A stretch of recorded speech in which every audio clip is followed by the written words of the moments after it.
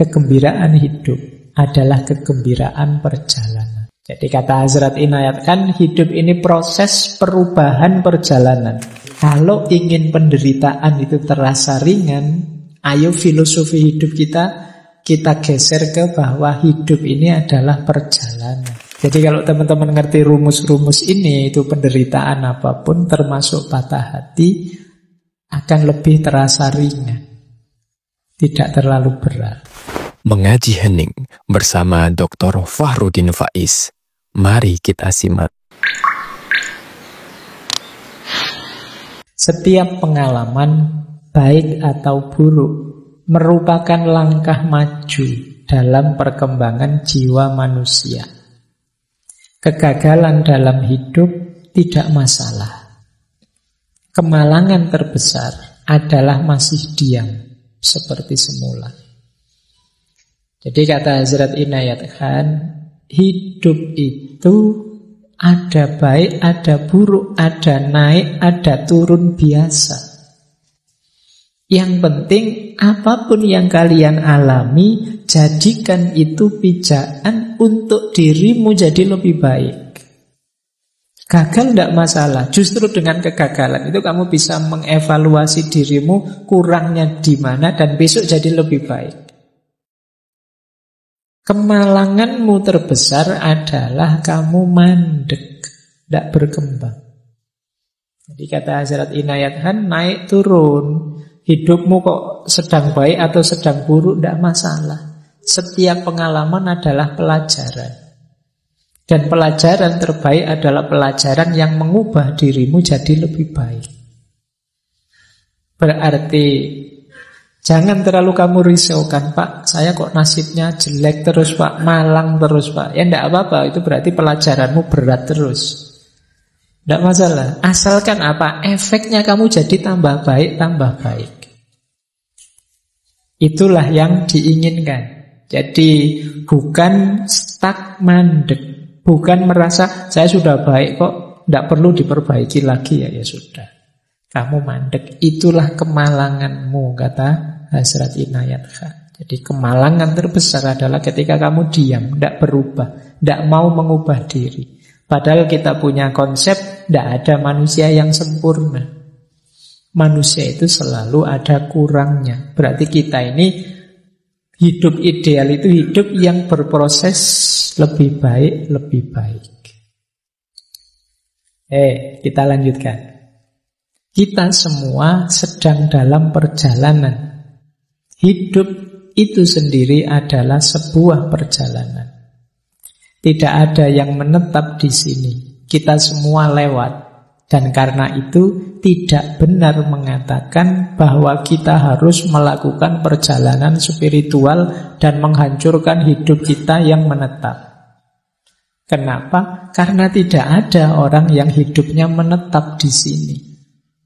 Semuanya gelisah dan semuanya dalam perjalanan. Kegembiraan hidup adalah kegembiraan perjalanan.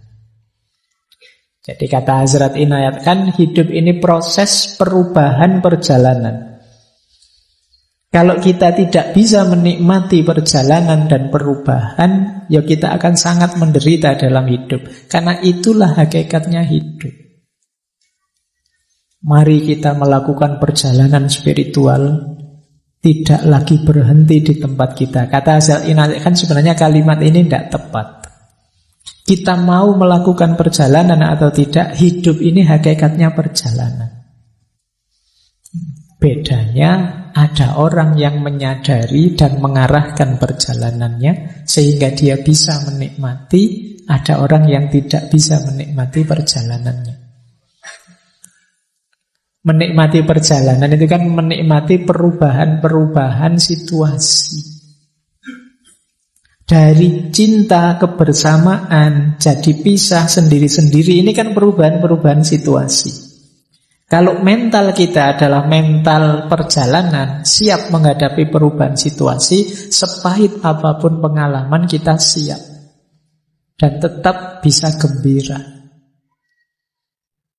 Jadi kalau ingin penderitaan itu terasa ringan, ayo filosofi hidup kita kita geser ke bahwa hidup ini adalah perjalanan. Dalam perjalanan pasti saja suasana dan situasinya tidak mandek, tapi berubah terus. Dan kita siap, kita gembira. Justru menariknya perjalanan itu karena perubahan-perubahan. Baik, kita lanjutkan. Nah, ini juga menarik pandangannya Hasrat Inayat Khan. Kata beliau, semakin banyak yang bisa kita tanggung, semakin banyak yang akan dibebankan. Semakin berani kita menghadapi penderitaan, semakin tinggi ambang penderitaan yang dapat kita tanggung. Dan semakin tinggi tingkat moral, semakin banyak kesulitan yang dapat kita derita. Orang itu, tadi kan rumusnya tambah baik, tambah baik. Tapi jangan lupa, semakin tinggi levelmu, semakin tinggi kualitasmu, akan semakin berat ujianmu. Tapi tidak masalah, tambah berat ujianmu, tambah kuat dirimu. Begitu kamu tambah kuat, bebannya akan nambah lagi. Tambah kuat lagi kamu, bebannya nambah lagi. Meskipun Allah itu juga sayang sama kita, jadi tidak ada beban yang melebihi kapasitas kita. Pasti cukup, kecuali kita cengeng. Jadi beban itu pasti bisa kita tanggung. Dan kenapa sih kok Allah kok nguji terus-terusan itu loh, ada breaknya sekali-sekali. Karena Allah sayang dengan kita. Jadi biar apa? Kita tambah tangguh, tambah tangguh, tambah kuat. Latihan itu kan begitu. Kayak kalian latihan beban itu loh. Ketika kamu belum latihan apa-apa kan bebannya ringan. Nanti tambah kuat sedikit sama instrukturmu, ditambah bebannya, kamu tambah berat. Nanti sampai kamu jadi jago, jadi sakti, jadi hebat. Kenapa? Karena dalam latihan bebanmu ditambah terus. Jadi jangan mengeluh kalau beban hidupmu berat. Oh, mungkin Allah ini ingin aku hebat. Aku diberi beban seberat ini. Berarti Allah itu sangat peduli padaku. Dan insya Allah beban itu tidak akan melebihi kapasitasmu. Kamu mampu kok, asal kamu tidak manja. Jadi kata Hazrat Inayat kan tidak apa-apa. Semakin berat beban, ini tanda-tanda kamu akan jadi semakin kuat. Kapasitasmu nambah, bebanmu akan nambah. Ujian moral juga begitu. Semakin kamu baik secara moral, mungkin kesulitanmu juga akan nambah. Kamu semakin murah hati, mungkin diuji dengan kesulitan lebih besar daripada ketika kemarin kamu pelit. Kemarin pelit, temanmu menjauh semua. Sekarang murah hati, temanmu deket semua, kamu utang semua, moroti semua. Itu kan lebih sulit kamu. Tapi tidak apa-apa, kamu jadi lebih tangguh sekarang. Jadi itulah, kalau bahasanya kaum Stoik kemarin, polanya, sunatullahnya dalam hidup ini. Jadi kalau teman-teman ngerti rumus-rumus ini, itu penderitaan apapun termasuk patah hati akan lebih terasa ringan, tidak terlalu berat. Baik, jadi kita mulai terbuka, ada beberapa wawasan yang menarik yang ditawarkan oleh para sufi untuk menawarkan patah hati kita, kesedihan kita. Oke, kita lanjutkan. Sekarang kita masuk ke gurunya Jalaluddin Rumi, Syekh Syamsuddin At-Tabrisi. Syekh Syamsu Tabriz. Ini sebelum ke Rumi ya, kita masuk ke beliau sebentar. Kata beliau begini, apapun yang terjadi dalam hidupmu, tidak peduli betapapun sulitnya hal itu, jangan memasuki lingkungan keputusasaan. Bahkan ketika semua pintu tertutup, Tuhan akan membuka jalan baru hanya untukmu. Berterima kasihlah. Sangat mudah untuk bersyukur ketika semuanya baik-baik saja.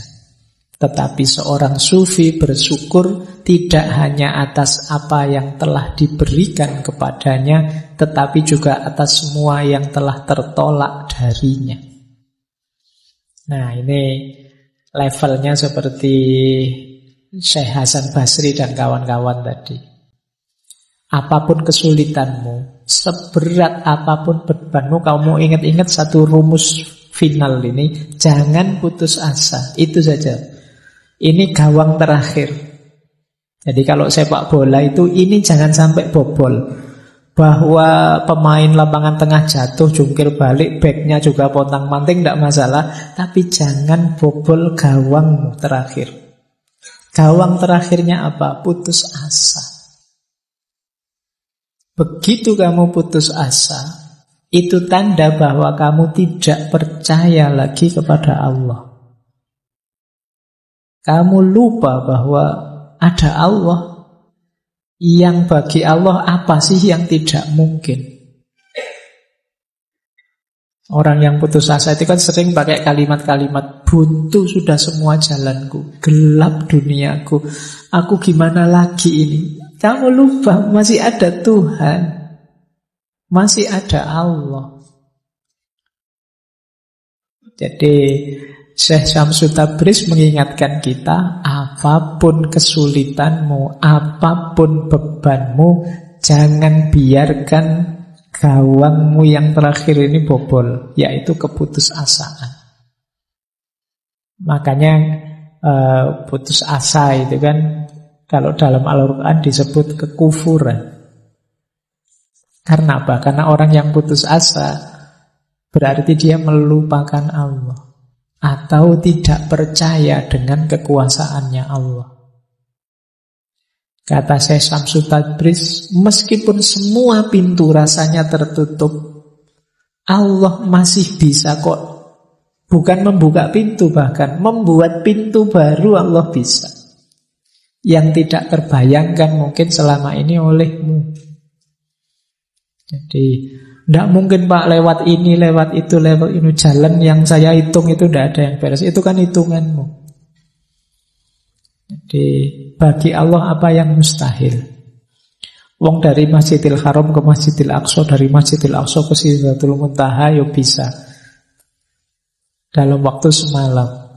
Meskipun di medsos banyak orang yang mendebat, masuk akal.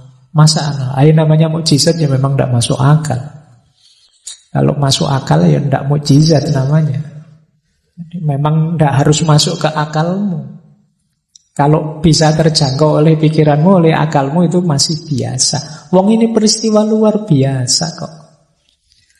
Jadi banyak kemarin saya baca di medsos itu, naik ke langit ke-7, langit itu apa? Pikirannya kan aneh-aneh. Jadi tidak masuk akal saya. Ya memang tujuannya tidak untuk dimasukkan akal. Akalmu tidak nyampe. Jadi ini peristiwa luar biasa. Kalau definisinya khorikul adah, beda dengan adat. Memang tidak cocok dengan hukum alam sunatullah, sains yang kamu pelajari. Itulah mengapa disebut mukjizat. Jadi memang ada mode polanya sendiri yang berbeda dengan pola saintifik yang selama ini kamu pelajari. Baik. Nah, malah sampai Isra Mi'raj ya. Yuk dilanjutkan. Yuk paling tidak itu ilustrasi ya betapa Allah itu maha kuasa. Yang tidak terduga bisa terjadi. Yang menurutmu apa bisa kebalikannya. Kamu meramal apa yang terjadi sebaliknya. Karena Allah maha kuasa. Kesabaran tidak berarti bertahan secara pasif. Kata Syekh Samsuddin At-Tabrizi, sabar itu berarti berpandangan jauh ke depan untuk mempercayai hasil akhir dari suatu proses. Ini kalau pakai bahasa yang lain, sabar itu sama dengan orang yang optimis. Jadi kalau kita yakin hasilnya akan baik, ya kita mudah untuk sabar. Orang sabar itu justru visioner, dia pandangannya ke depan. Apa yang dimaksud dengan kesabaran? Nah, ini definisinya menarik. Syekh Syamsuddin At-Tabrizi ini. Sabar itu melihat duri dan juga melihat bunga mawarnya. Melihat malam dan juga melihat fajar. Jadi untuk sampai pada mawar ya harus tahu ada duri yang harus dilewati. Ini sabar. Untuk sampai fajar kita harus tahu harus melampaui malam. Ini sabar. Berarti apa? Untuk mencapai kesuksesan, kebahagiaan, ya kita harus siap sulit, siap menderita.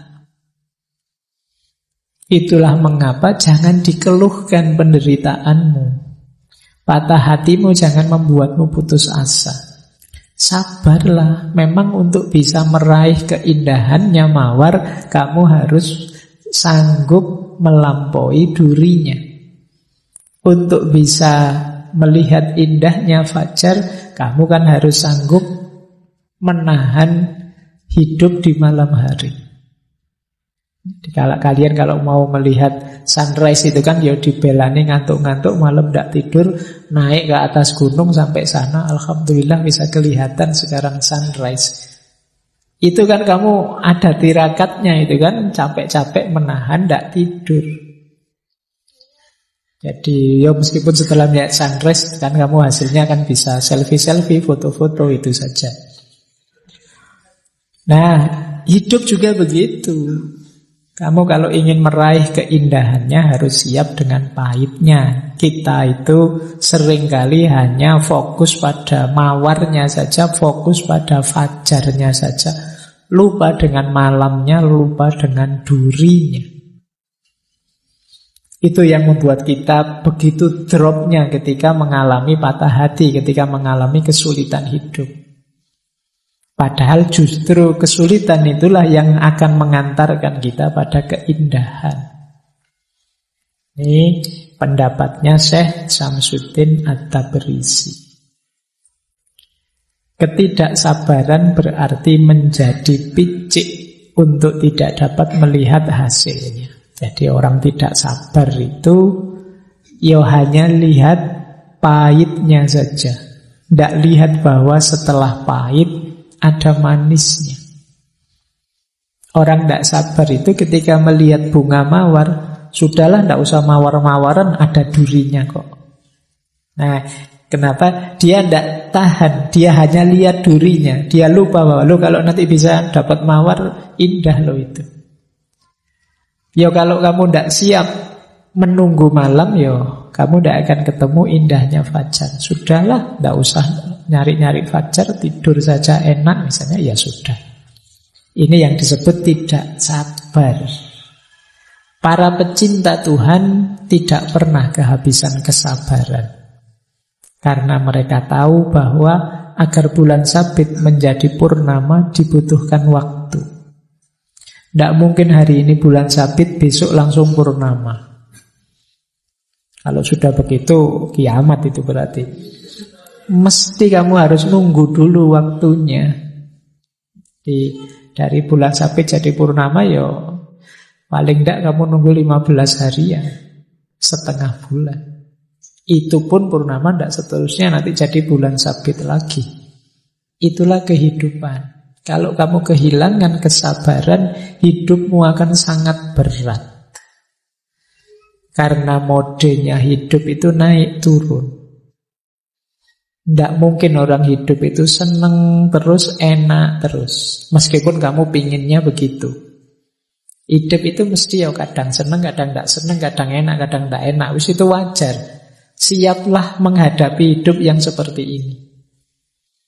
Kunci bahagiamu justru di situ. Kalau kamu siapnya seneng saja, ya siap-siap hidupmu banyak stres, banyak depresi. Semoga tidak ada yang di sini hidupnya nyari susah saja.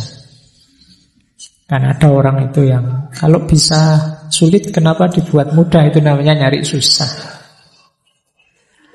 Orang itu normalnya nyari senang, dia malah nyari susah. Kalau ndak rumit, ndak enak Pak, ndak asik Pak. Yo salahmu dewe kalau gitu. Baik, ya jadi orang yang normal-normal saja. Wajarnya kita mencari kebahagiaan, kesenangan, tapi kita harus sadar hidup ini ada kesulitan juga, ada problem juga, ada naik turunnya juga. Terima kasih sudah menyimak. Semoga channel Mengaji Hening bersama Dr. Fahrudin Faiz selalu bisa memberikan ilmu, motivasi, dan kebermanfaatan. Salam sehat dan bahagia.